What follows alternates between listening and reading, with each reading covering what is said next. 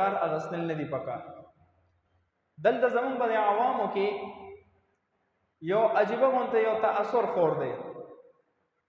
صاحب حیثیت وي، مالدار خلک وي، نو هغوی داسې څاروی اخلي چې په هغې سره عموما شهرت راځي.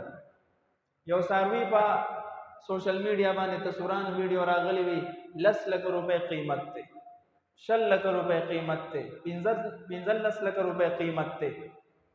نو د شهرت په وجه باندې کله چې هغه سړی اخلي مستقل، نو د هغه ویډیو جوړېږي، چې بیا په سوشل میډیا باندې وایرل کېږي، نو دې کې د الله قربت نه راځي. بهتره خبره به دې کې دا ده چې د 15 لکو روپو ته څاروی اخلې، به دې باندې ته 3-4 څاروي واخله چې فقیرانو ته ډېره غوښه میلو شي. په یو څاروي کې خو اگر چې شهرت راځي، خو فقیرانو ته به ډېر خیر نه میلاویږي.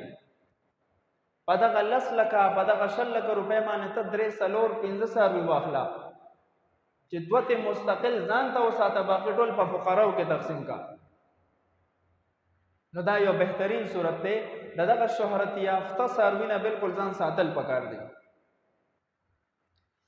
دریم نبی کریم صلی الله علیه وسلم فرمای استشرف العین والاذن، کله چې تاسو څاروی اخلئ نو خو غور سره د غوږونه وګوره،